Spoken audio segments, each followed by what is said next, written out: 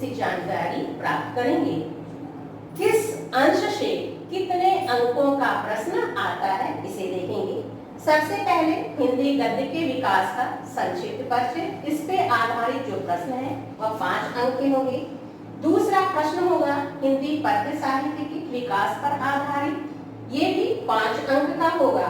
और तीसरा प्रश्न जो आपका होगा वो गद्य पर आधारित 3 प्रश्न होंगे, 2-2 अंक के। एक पाठ और लेखक का नाम 2 अंक का, ये तीसरे प्रश्न के 3 खंड होंगे, क, ख और ग, 2-2 अंक के।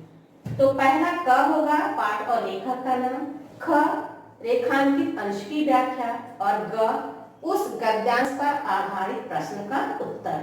चौथा प्रश्न आपका होगा संस्कृत के गद्यांश या पद्यांश का अर्थ। यह जो है 4 नंबर का, 1 नंबर किस पाठ से लिया गया है और 3 नंबर उसके अर्थ का। पांचवा प्रश्न होगा पाठ्यक्रम में निर्धारित लेखक एवं कवि का जीवन परिचय और उनकी रचना। यह 3 नंबर का लेखक का, 3 नंबर का कवि का। 3 नंबर में 1 अंक लेखक या कवि की रचना के लिए और 2 अंक उनके जीवन परिचय के लिए। छठवां प्रश्न जो है वह संस्कृत के किसी एक कंठस्थ किए हुए श्लोक को लिखना होगा। यह जो है 2 अंक का होगा, आपको उसी श्लोक को लिखना है जो कि प्रश्न पत्र में न आया हो। 7वां प्रश्न जो है वह काव्य सौंदर्य पे आधारित होगा। यह प्रश्न क, ख, ग 3 इसके खंड होंगे और 2-2 नंबर का प्रत्येक खंड होगा। इसमें आपको रस जो कि आपके पाठ्यक्रम में निर्धारित है, हास्य और करुण रस की परिभाषा, उदाहरण या दिए हुए को पहचान करके बताना कि कौन सा रस है। दूसरा इसमें है अलंकार जो आपके पाठ्यक्रम में निर्धारित है, उपमा, रूपक और उत्प्रेक्षा अलंकार। और इस 7वें में जो तीसरा है वह छंद पर आधारित प्रश्न होगा और वह छंद आपके पाठ्यक्रम में है सोरठा और रोला। इसके बाद जो 8वां प्रश्न है वह व्याकरण शब्द रचना पे आधारित है। इसमें जो है आपके 11 अंक निर्धारित हैं 8वें प्रश्न पे, जिसमें से खंड क है उपसर्ग आपको बताना है, यह 3 नंबर का होगा। खंड ख आपको प्रत्यय बताना है, यह 2 अंक का होगा। और खंड ग आपको समास बताना है। समास आपके पाठ्यक्रम में है द्विगु समास, द्वंद्व समास, कर्मधारय समास और बहुब्रीहि समास। और इसका ढ होगा तत्सम शब्द बताना और अंगा होगा पर्यायवाची। इस तरह से 11 अंकों का यह 8वां आपका प्रश्न होगा। 9वां प्रश्न है संस्कृत व्याकरण और अनुवाद पे आधारित। इसमें भी 4 अंक होंगे, क, ख, ग, घ और यह 2-2 नंबर के होंगे।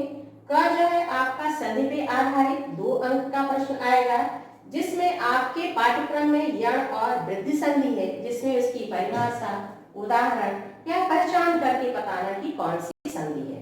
9वें प्रश्न का ख जो है वह शब्द रूप पे आधारित है, जिसमें आपको विभक्ति और वचन बताना होगा। और इसका जो ग है वह धातु रूप पे आधारित है, जिसमें आपके ये पट धातु, हास धातु, दृश्य धातु और पक्ष धातु यह आपके पाठ्यक्रम में निर्धारित है। इसमें आपको लकार, पुरुष और वचन बताना होगा। और इसका 9वें प्रश्न का जो घ है वह है संस्कृत में अनुवाद, यह भी 2 अंक का होगा। इस तरह से 9वां प्रश्न भी आपका 8 अंकों का होगा। 10वां प्रश्न है वह निबंध आपको लिखना है। निबंध जो है किसी भी विषय पे आ सकते हैं, वैज्ञानिक निबंध हो सकते हैं, सामाजिक हो सकते हैं, धार्मिक हो सकते हैं, सांस्कृतिक हो सकते हैं, आर्थिक समस्या पे आधारित हो सकता है या समसामयिक विषयों पर आधारित हो सकता है। यह आपका निबंध होगा जिसके लिए निर्धारित अंक है 6। 11वां प्रश्न आपका खंडकाव्य पे आधारित होगा और इसके लिए निर्धारित अंक है 3।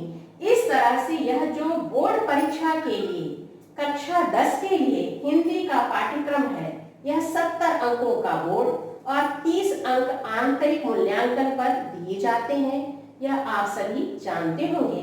इस तरह से आपका हिंदी विषय कक्षा 10 के लिए 70 अंक बोर्ड द्वारा, 30 अंक आंतरिक मूल्यांकन द्वारा, कुल मिलाकर के 100 अंक आपके हो जाते हैं। और इनमें जो है आपको अंक 70 अंक बोर्ड द्वारा भी प्रदान किए जाते हैं जो आपने अपने कापियों पर लिखा है।